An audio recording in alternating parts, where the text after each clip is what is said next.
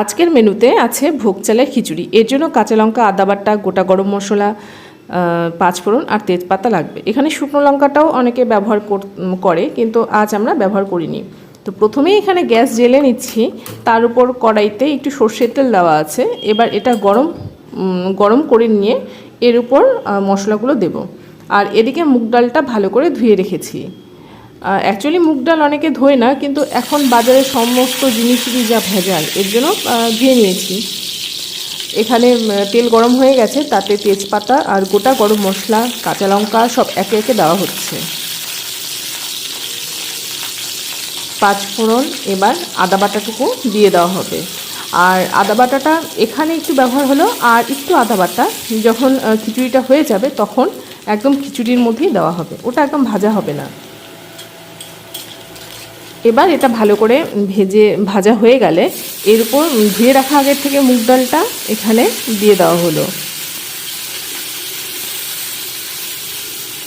এখানে half kilo চালের খিচুড়ি রান্না হবে, এর জন্য 250 মুগ ডাল ব্যবহার করা হয়েছে। এবারে মুগ ডালগুলোকে ভালো করে ভেজে নিতে হবে। আর ভালো করে ভাজা হয়েছে কিনা কী করে বুঝবো, একদম লালচে লালচে হয়ে যাবে। আর এটা যেহেতু আগে থেকে ধুয়ে রাখা মুগ ডাল, সেহেতু জলটাও শুকিয়ে যাবে আর একদম ঝরঝরে হয়ে যাবে। নমস্কার বন্ধুরা, আমি অর্পণা, আর আপনাদের সবাইকে আমার এই চ্যানেলে স্বাগত। যদি চ্যানেলে নতুন হয়ে থাকেন, চ্যানেলটিকে সাবস্ক্রাইব করে দিবেন। ভিডিওটি ভালো লাগলে লাইক এবং কমেন্ট করবেন। দেখুন আমার মুগ ডালটা ভাজা হয়ে গেছে, একদম লালচে লালচে হয়ে গেছে। এবারে আমি এর মধ্যে জল দিয়ে দেব।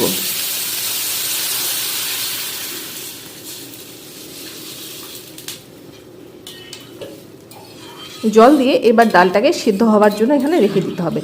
আর ডালটা যাতে তাড়াতাড়ি সিদ্ধ হয়, এর জন্য আমি এখানে 2 টেবিল চামচের মতো চিনি দিয়ে দিচ্ছি। আর অন্যদিকে আমি একটা হাঁড়িতে জল গরম করার জন্য বসিয়ে দিয়েছি।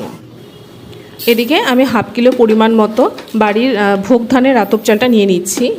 এই চালটা আমাদের জমির ভোগ ধানের থেকে তৈরি আতপ চাল। এটা খুব সুন্দর গন্ধ, এখন চারদিক গন্ধে ভরে আছে।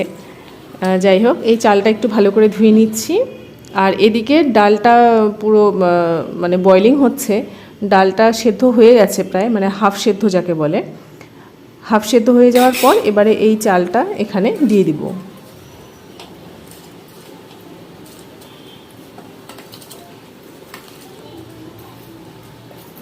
আপনাদের বাড়িতেও যদি ভোগ ধানের আতপ চাল তৈরি করা হয়, তাহলে অবশ্যই কমেন্ট করে জানাবেন।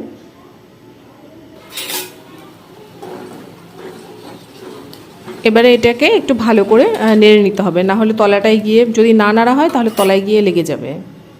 এদিকে 1 চামচ হলুদ গুঁড়ো আর 1 চামচ পরিমাণ মতো জিরে গুঁড়ো দিয়ে ভালো করে মিশিয়ে নেব। আর এটা খিচুড়িতে দেব, তো এর জন্য আগে একটু জল দিয়ে ভালো করে গুলে নিচ্ছি। এই যে খুব সুন্দরভাবে এটা গোলা হয়ে গেল। এবার এটা আমি ওই খিচুড়িটাই দিয়ে দিব। আর আগে ওই খিচুড়িটা কড়াইয়ের মধ্যে ডালটা ভাজা হয়েছিল, সেটাকে আমি আবার হাঁড়ির মধ্যে দিয়ে দিয়েছি ডালটা, তো সেটা ভিডিও ক্লিপটা নেওয়া হয়নি। তো এই যে আমি হলুদটা দিয়ে দিলাম এখানে। এবার এটা মোটামুটি সেদ্ধ হয়ে গেলে এর মধ্যে লবণ দিয়ে দিলাম। আর এবার ভালো করে একটু নাড়তে হবে, কারণ নয়তো নিচে লেগে যাবে। আর ওই বলেছিলাম যে একটু কাঁচা আদা বাটা, সেটাও এর মধ্যে দিয়ে দিব, কারণ খিচুড়িটা একদম প্রায় হয়ে এসেছে।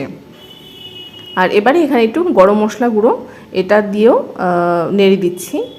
খিচুড়িটা কিন্তু একদম সেদ্ধ হয়ে গেছে আমার, কারণ মাঝে বয়লিংটা পুরোটা আমি দেখাইনি। দেখুন সেদ্ধ হয়ে গেছে, খিচুড়িটা একদম রেডি। এটা একটু জল জল লাগবে, কারণ নামানোর পর আবার জলটা টেনে নেবে। গ্যাস বন্ধ করে দিলাম। ভিডিওটা ভালো লাগলে লাইক করবেন, কমেন্ট করবেন। চ্যানেলে নতুন হলে চ্যানেলটিকে সাবস্ক্রাইব করে দেবেন। আপনারা সকলে খুব ভালো থাকবেন। ধন্যবাদ।